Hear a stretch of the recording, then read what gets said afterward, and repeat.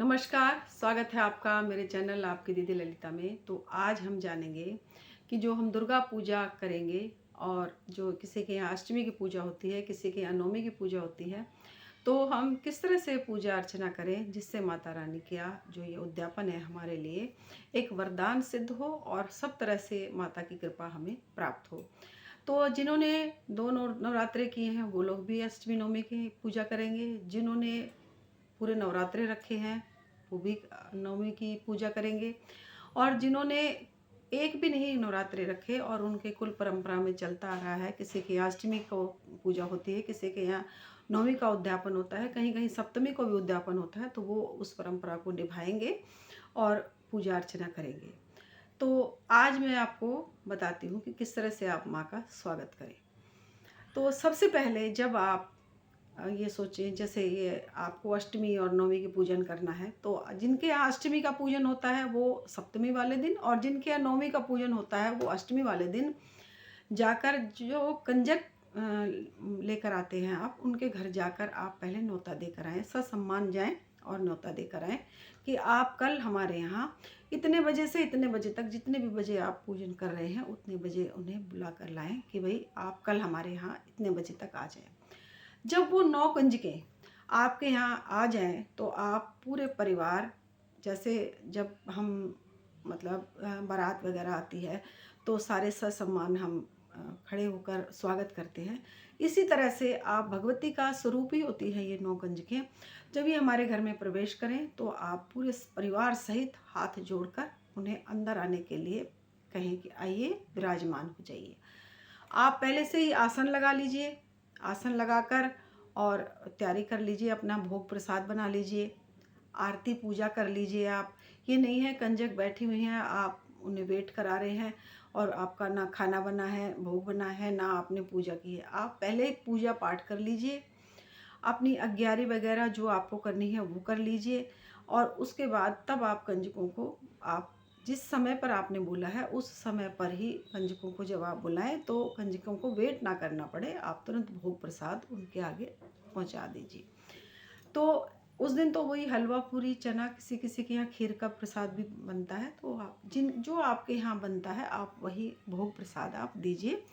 फिर उसके बाद आप उन्हें आसन दीजिए। आसन देने के बाद आप उनके चरणों को गंगा जल मिले हुए एक फूल ले लीजिए और फूल से आप सीधा पैर उनका आगे करा के, एक तो सीधे पैर से ही वो आपके घर में घुसें और फिर सीधे पैर को पहले धोएं, फिर दूसरा आप मतलब दोनों पैरों को धोएं। पहले आप शुरुआत सीधे पैर से करें।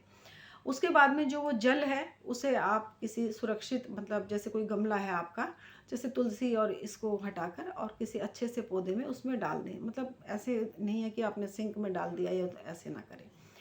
फिर आप उनके श्री चरणों पर भी, जैसे आलता है या आप रोली है, सिंदूर है, जैसे आप उनके अंगूठे पर लगाकर, और फिर आप उन्हें फूल और अक्षत जरूर लगाएं उनके चरणों पर भी।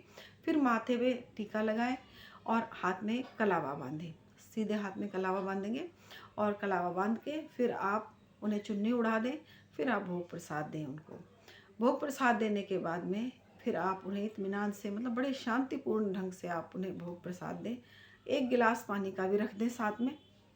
उसके उसके बाद आपने उनके लिए जो भी, जैसे कोई गिफ्ट वगैरह अगर आपने लाए हैं, जैसे कोई लोग प्लेटें लाते हैं, कई लोग उनके जैसे पढ़ाई लिखाई के हिसाब से बच्चों को गिफ्ट दिया जाता है जो हम माताओं का स्वरूप समझते हैं। श्रृंगार की सामग्री भी आप दे सकते हैं, जैसे बिंदी है, चूड़ी है। ये तो चूड़ी और बिंदी तो आप अवश्य ही कंजक को दें। नहीं, अगर आपके सामर्थ्य चूड़ी बिंदी की नहीं है तो आप सिर्फ कम से कम लाल चुनरी तो जरूर उड़ाएं। माँ को लाल चुनरी अति प्रिय है। फिर आप रोली का जैसे टीका लगा दिया, रोली हल्दी का आपने टीका लगा दिया। उसके बाद आपने चुन्नी उड़ा दी, आपने माता को जैसे जो श्रृंगार की, जैसे आपने चूड़ी है, बिंदी है, वो दे दी आपने। उन्होंने भोग प्रसाद ले लिया, भोग प्रसाद आपने खा लिया। घर को साफ सुथरा आपने पहले ही कर लिया। और फिर उसके बाद में जब आप भोग प्रसाद उन्होंने कंजकों ने सब जीम लिया, उसके बाद आप जो आपने मतलब उनसे पूछ लीजिए भाई कि हमें कंजकों से कि भाई आपको कुछ और चाहिए। तो अगर वो मना करती हैं तो आप उस समय उनको, मतलब आपको पता लग जाएगा कि भाई आप इन्होंने का जो प्रसाद है वो खा चुके। उसके बाद फिर जब कंजक खा भोग प्रसाद ग्रहण कर लें, उसके बाद आप उन 9 की 9 कंजकों को एक जगह खड़ा कर लीजिए गोलाई में। आप 1 लोटा जल का ले लीजिए और उनकी 9 कन्याओं की ऐसे करके परिक्रमा कीजिए। परिक्रमा करने के बाद थोड़ा धार जो जल की है वो भी गिरती रहे और एक परिक्रमा आप कर लीजिए। उसके बाद फिर आपने जो जवारे उगा रखे हैं उन जवारों को आप थोड़ा सा तोड़ लीजिए। उनको तोड़ने के बाद सबसे पहले आप गणेश जी के ऊपर, फिर आप अपने जैसे माँ भगवती के ऊपर, जो भी आपने जितने भी आपने भगवानों को वहाँ पर विराजमान कर रखा है थोड़ा थोड़ा उनके सिर पर छोड़ दीजिए। फिर आप कंजकों के हाथ में मतलब उनके भी सिर पर रख दीजिए और फिर थोड़े से जो हल्दी मिले चावल और जो आपने जवारे उगाए हैं वो कंजकों को दीजिए। आप कंजकों को देने के बाद आप जब उनके चरण स्पर्श करेंगे तब आप उन्हें कहिए कि ये आपके सिर पर वो छोड़े 9 के 9 कंजके। तो एक साथ जब आप उनके जैसे गोलाई में वो कंजके खड़ी हैं, आप उनको जब आप पैर चरण स्पर्श कर रहे हैं वो आपके सिर पर वो जब डालेंगी तो उन्हें कहिए कि वो आपको आशीर्वाद भी अवश्य दें। तो इस तरह से जब आप वो कंजके हमारे ऊपर अक्षत और दुर्वा की अक्षत और जवारों की जैसे वर्षा करती हैं तो इससे बहुत ही ये शुभ माना जाता है और इससे हमारे घर में हर प्रकार से सुख और समृद्धि का वास होता है। और आप उनसे अपने मुंह से ये ना कहें कि आप जाओ।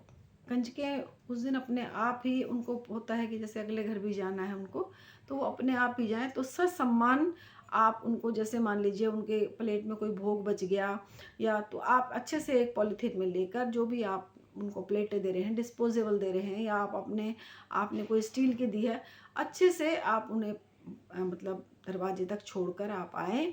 और अच्छे से अगर छोटी कंजके नहीं संभाल पा रहे तो उन्हें अच्छे से उनके घर तक भी आप छोड़ कर आ सकते हैं, कोई व्यवस्था कर सकते हैं।